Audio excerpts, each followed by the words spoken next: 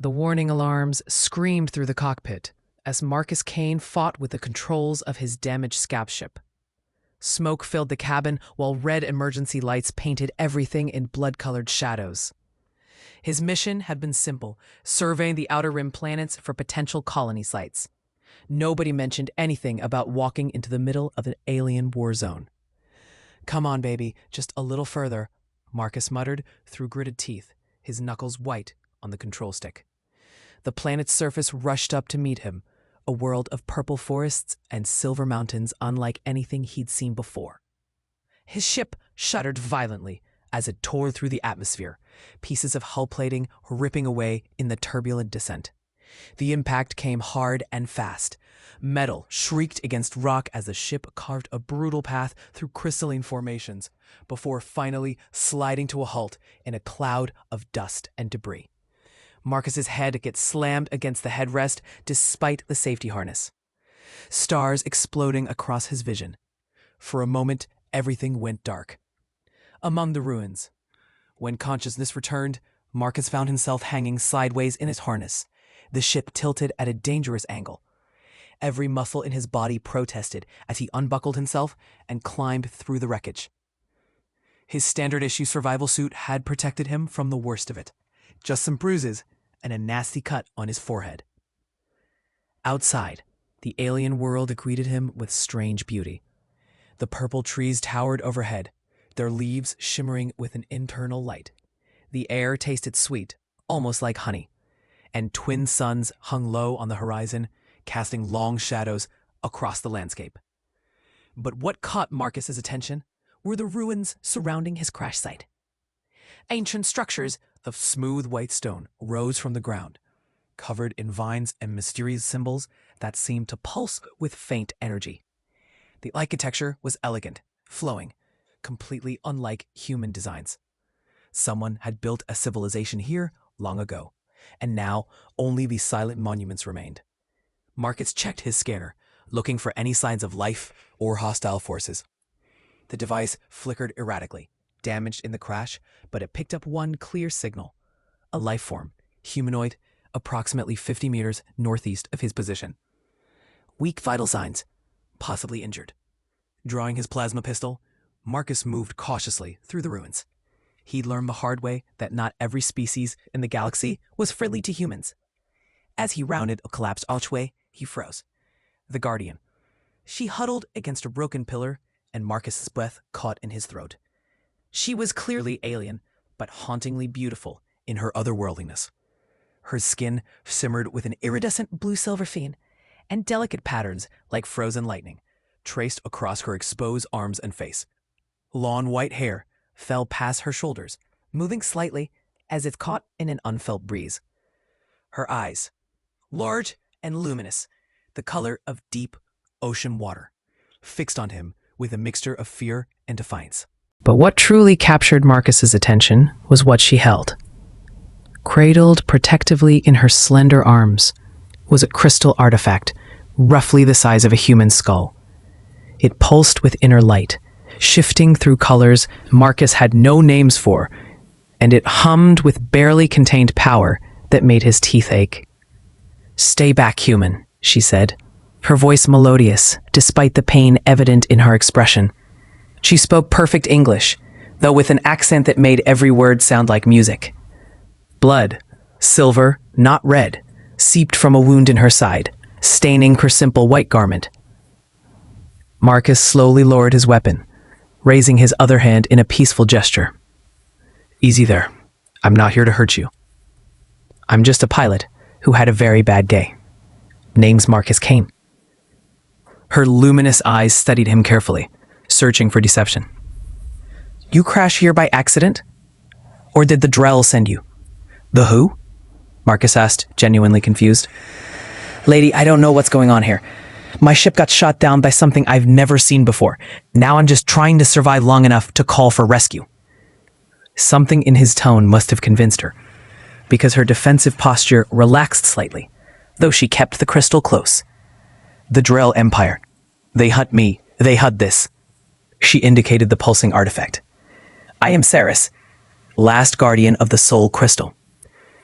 Marcus knelt slowly, keeping his movements non-threatening as he examined her wound. That looks bad. I have medical supplies in my ship. Let me help you. Why would you help me? Saris asked, genuine confusion in her voice. We are strangers, different species. My fate should mean nothing to you.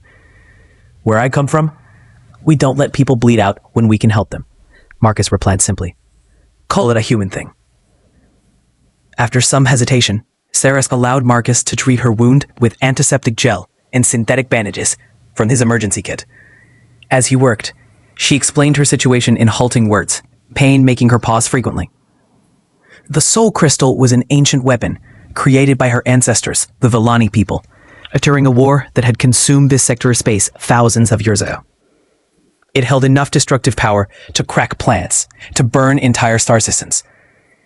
When her people realized what they'd created, they were horrified and hid it away, swearing to guard it forever, so it could never be used. But the Drell Empire had learned of its existence. They'd attacked Saris's world, slaughtering her people, searching for the crystal. She was the last guardian, the only one who'd escaped with the artifact. They will find me eventually, Saris said softly, her ocean eyes distant with grief. When they do, I will destroy the crystal. The ancient texts tell how. A guardian can unmake what was made, but only through the ultimate sacrifice. My life force can shatter it beyond any hope of reconstruction. Marcus's hand stilled on the bandage he was securing. You're planning to kill yourself to destroy this thing? It is the only way, she said with quiet certainty. Better one life than millions. The crystal must never fall into Drell hands. They would use it to conquer, to enslave, to destroy. My death will prevent that. No, the word came out harder than Marcus intended. There has to be another way. We can hide it, bury it, throw it into his sun, something that doesn't involve you dying. Saris smiled sadly, reaching up to touch his face with cool fingers. You humans, I have heard stories. You fight impossible odds. You refuse to accept defeat. You make promises you cannot keep. Now I see the stories are true. I keep my promises, Marcus said firmly, capturing her hand in his. And I'm promising you right now, we'll find another way. Flight and pursuit. The conversation was cut short by a sound that made Saris's eyes widen with terror. A high-pitched whine, growing louder by the second. Drell search ships, she breathed. They found us. Marcus helped her to her feet, supporting her weight as they moved deeper into the ruins. 3 sleek black vessels screamed overhead, scanners sweeping the area with visible beams of red light. They were hunting, and they were getting close. The temple, Saris said urgently, pointing to a larger structure visible through the trees. The old temple has shielding, ancient technology that might hide us from their scans. It's also where the destruction ritual must be performed. They ran, or rather Marcus ran while half-carrying Saris, who clutched the pulsing crystal against her chest. Behind them he heard the ships landing, heard harsh voices shouting in an alien language, heard the sound of armed soldiers moving for the ruins. The temple loomed ahead, its entrance a dark mouth in the white stone. Strange symbols blazed to life as they approached, reacting to the crystal's presence. Marcus didn't hesitate, plunging through the doorway into cool darkness. Inside, the temple was vast and empty, a single great chamber with a circular platform at its center.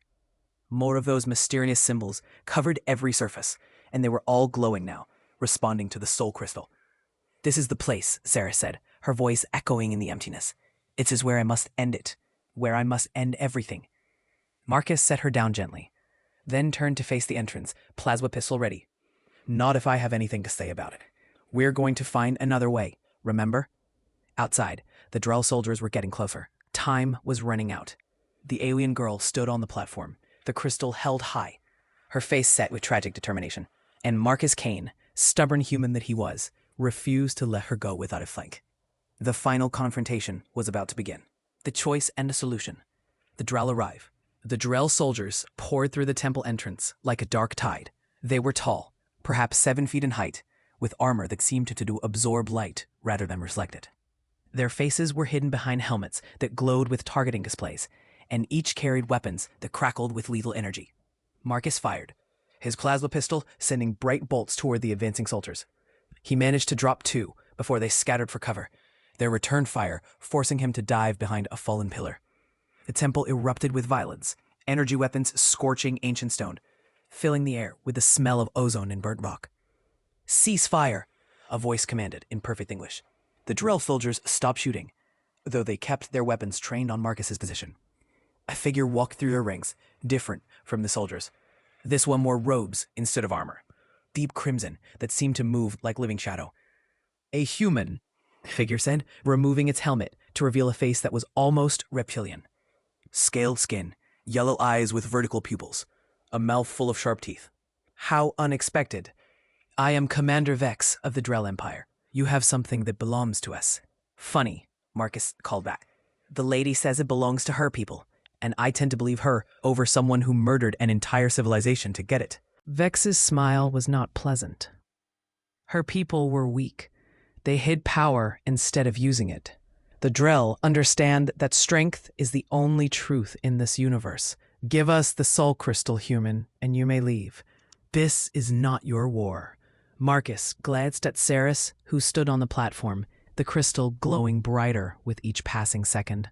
Her ocean eyes met his, and he saw the determination there, saw what she was preparing to do. "Here's the thing about us humans," Marcus said, standing up slowly, hands visible but keeping his pistol ready. "We have this really annoying habit of making other people's wars our business, especially when it involves letting innocent people die." The ritual begins.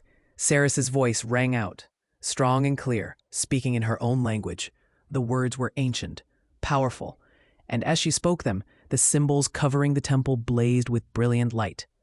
The soul crystal lifted from her hands, hovering in the air above her, spinning slowly as energy built around it.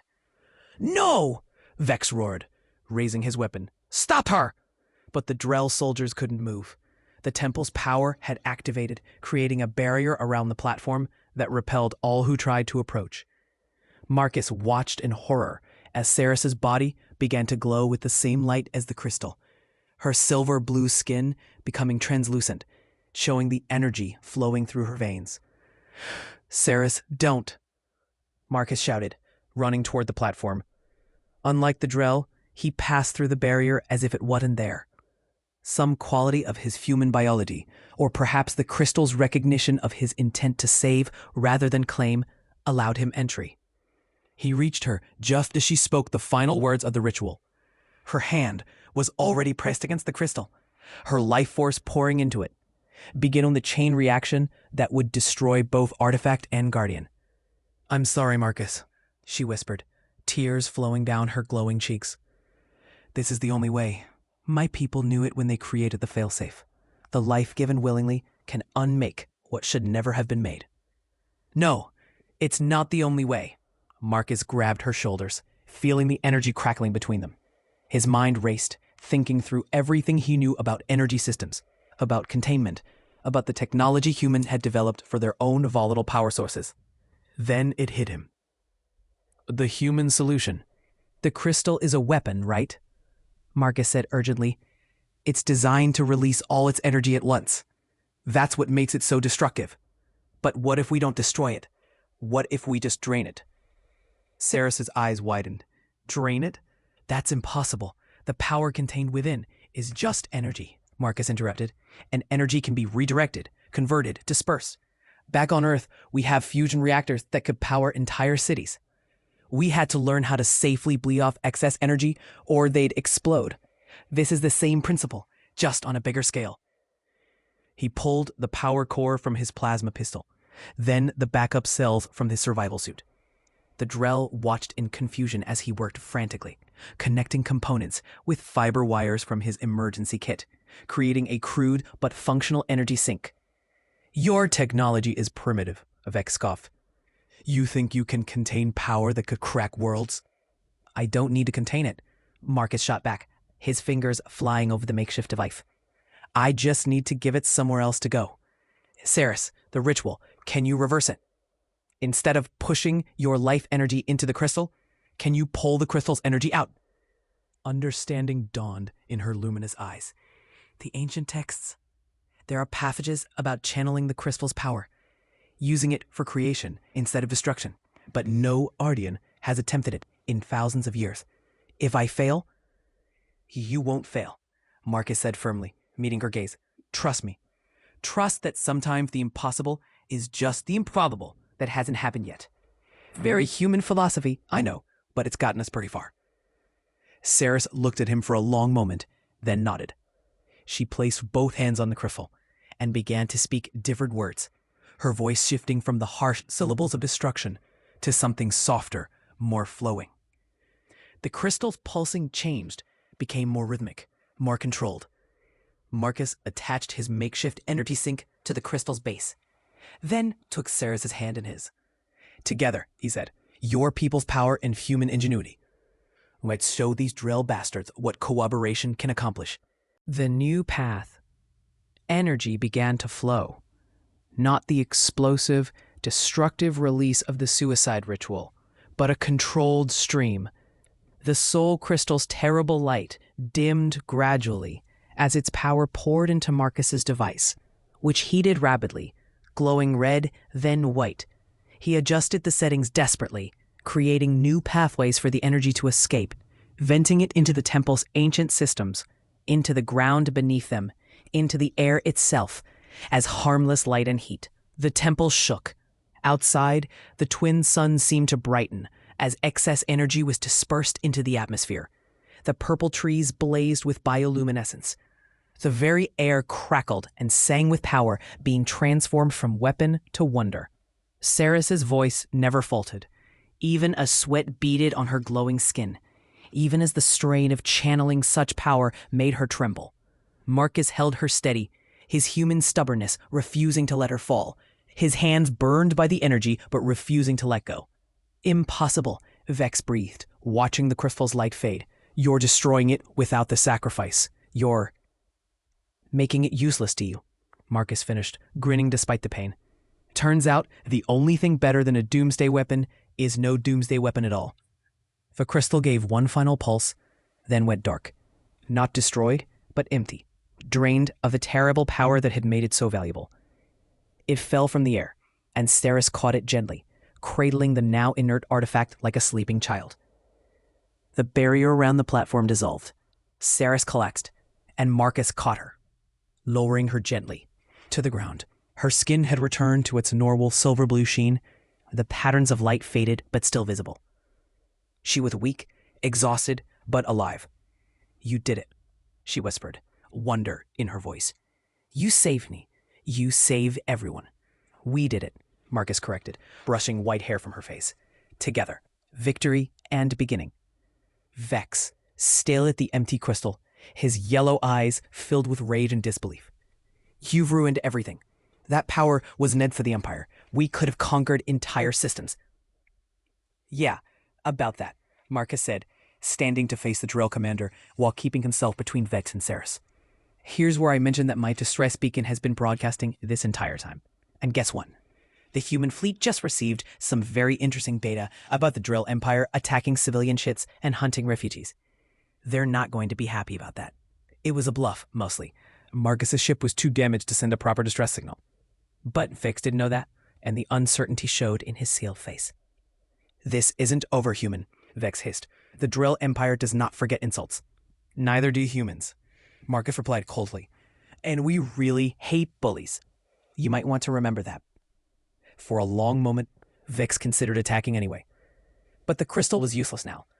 The human was armed and clearly willing to fight. An uncertainty about human reinforcements gnawed at him. Finally, with a snarl of frustration, he gestured to his soldiers. Withdraw. This world holds nothing for us now. The Drell filed out of the temple, their footsteps echoing in the vast chamber. Marcus didn't lower his weapon until they were gone, until he heard the sound of their ships departing. Only then did he allow himself to breathe properly. A new dawn. In the days that followed, Marcus worked on repairing his ship while Saris recovered her strength. The empty soul crystal she placed reverently in the temple's inner sanctum, where it could rest peacefully without threatening anyone. She taught him about her world, about the Volani culture, about the beauty that had existed before the drill came. And Marcus told her about Earth, about humanity's long climb from primitive origins to the stars, about their own wars and hard-won peace, about the stubborn hope that kept humans reaching for tomorrow, no matter how dark today might be. Your people and mine, we could learn much from each other, Sarah said one evening as they sat outside the temple, watching the twin suns set over the purple forest. Yeah, Marcus agreed. Turns out cooperation works better than conquest. Who knew? He paused, then added more seriously, "When I get my ship fixed, come with me. Let me take you to Earth. Your people's story deserves to be told. And humans, we could use a reminder that the universe is bigger than just us." Sarah smiled, that same sad, beautiful expression she'd worn when they first met, but now touched with genuine hope. "I would like that, Marcus Kane, very much. And maybe," Marcus said with a slight grin, "we can work on making sure nobody else tries to build reality-breaking superweapons. Seems like a good project for a human and a Volani to tackle together." "A noble goal," Saris agreed, laughing softly, "though it will require your famous human stubbornness." "Lucky for you, I've got plenty to spare." As night fell over the ancient temple, two figures from different worlds sat together, planning a future built not on sacrifice and destruction, but on hope and cooperation. The Soul Crystal, once a weapon of unimaginable power, now rested peacefully in its sanctuary, a reminder that even the most terrible things could be transformed when the right people refused to accept the easy answer. Marcus Kane had crashed on an alien world expecting only survival. Instead, he found purpose, partnership, and proof that sometimes the most human thing you could do was refuse to let someone face their darkness alone. The alien girl had been ready to sacrifice herself to destroy the artifact, but the human had refused to let her, and in that refusal, they'd both found something worth living for.